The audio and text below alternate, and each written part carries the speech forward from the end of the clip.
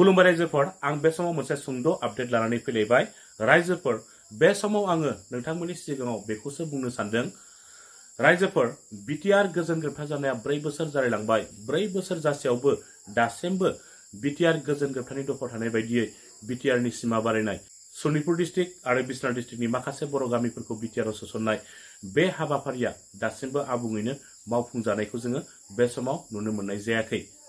थांनाय 2023 मायथाइयाव सनितपुर बिश्वनाथनि गं 47टा बर' गामिफोरखौ जोङो बिटिआरआव सोसनजानायखौ जोङो ससियेल मिडियानि गेजेरजों जोङो मोनथि मोननाय जादों।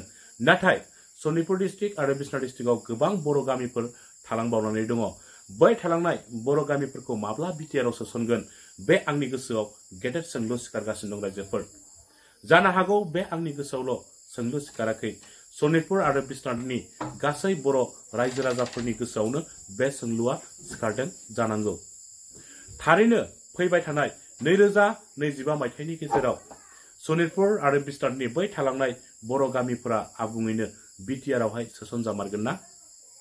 थारैनो फैबाय थानाय 2025 मायथाइनि गेजेराव सनितपुर आरो बिश्वनाथनि बै थालांनाय बर' गामिफोरा आबुङैनो बिटिआरआव सोसनजामारगोन ना रायजोफोर? जुदिहे फैबाय थानाय 2025 मायथाइनि गेजेरावहाय सनितपुर आरो बिश्वनाथनि बै थालांनाय बर' गामिफोरा आबुङै जुदि बिटिआरआव सोसनजायाब्ला बिनि दायनिगिरिया सोर जागोन? रायजोफोर आंनि गोसोआव मोनसे सोंलु सिखारबावदों।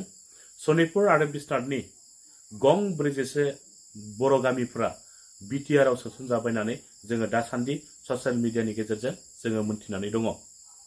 बै गं 47टा बर' गामिनि रायजोफोरा फैबाय थानाय जिहेतु 2025 मायथाइयाव बिटिसि इलेक्शन जानो थांगासिनो दङ।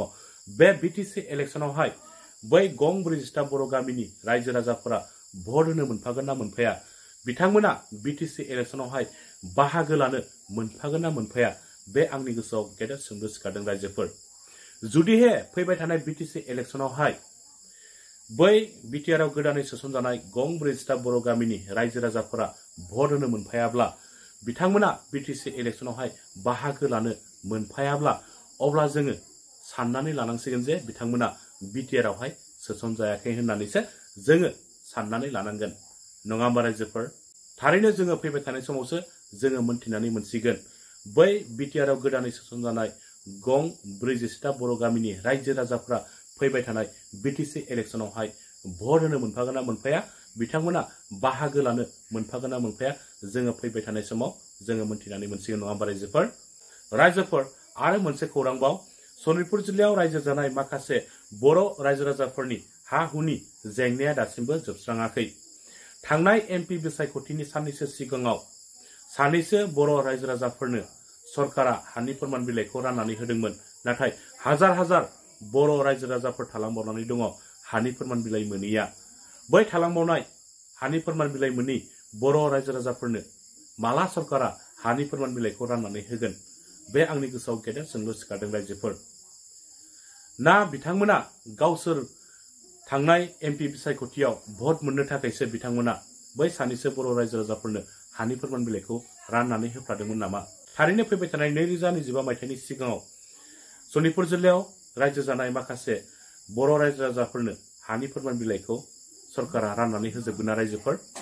बे आंनि गोसोआव गेदेर सोंलु सिखारदों रायजोफोर।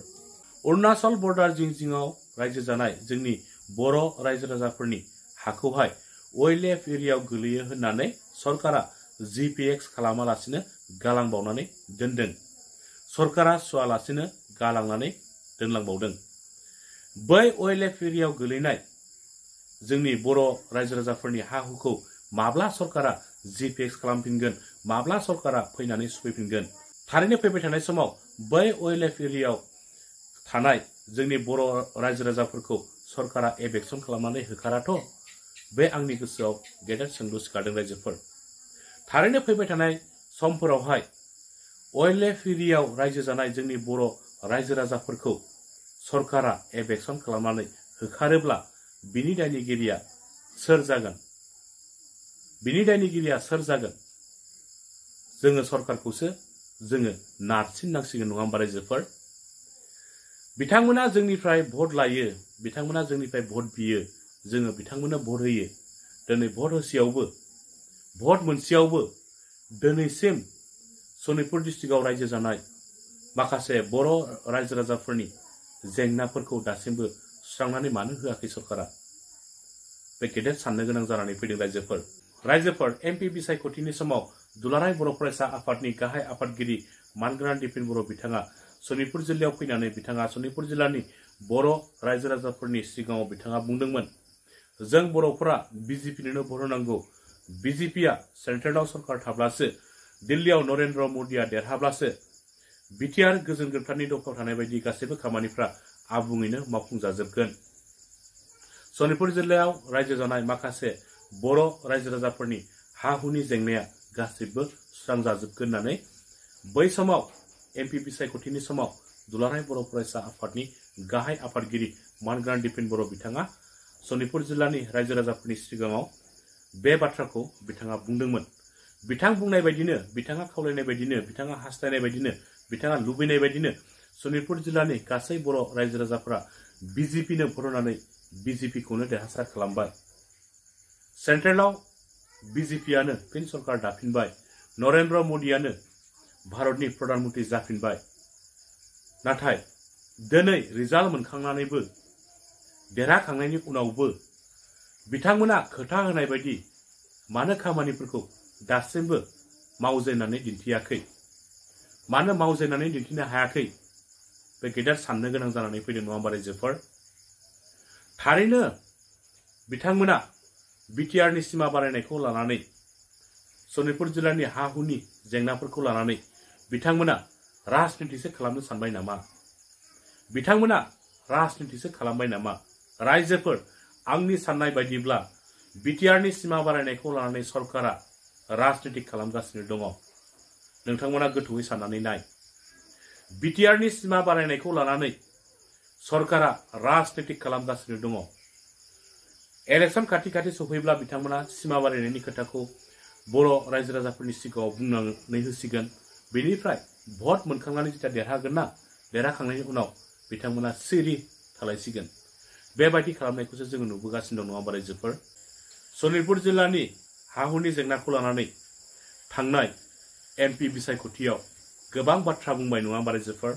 एमपि बिसायख'थिनि साननैसो सिगाङाव हानि फोरमान बिलाइखौ सानैसो बर' रायजो राजाफोरनो गावसोर भट मोनगौबा रानफ्लानानै बिथांमोना दा देरहालांबाय, बिथांमोननो भटबो होबाय, मोनगौबा नङा होमबा रायजोफोर? नाथाय दिनै सिरि जानानै थाबाय। अब्ला साननानै नाय रायजोफोर, बिथांमोना राजनिति खालामदोंना खालामाखै? गामि सोसननायखौ लानानै बिथांमोना राजनिति खालामगासिनो दङ। गावसोर भट मोननो थाखायसो बिथांमोना बे बाथ्राखौ बुंबोबाय थानायखौ आङो साननानै मोनदों रायजोफोर।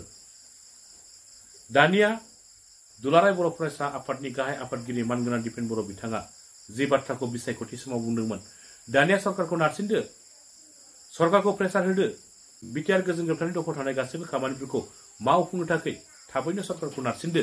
रायजोफोर, फैबाय थानाय 2025 मायथाइनि गेजेराव बिटिआरनि सिमा बारायनाय आरो सनितपुर जिल्लायाव रायजो जानाय माखासे बर' रायजो राजाफोरनि हा-हुनि जिथु जेंना, बै जेंनाफ्रा जुदि सुस्रांजाजोबाब्ला, मावफुंजाजोबाब्ला बिनि दायनिगिरिया सोर जागोन बेखौ रायजो राजा नोंथांमोनानो मोनथिखासिगौ, नङा होमबा रायजोफोर?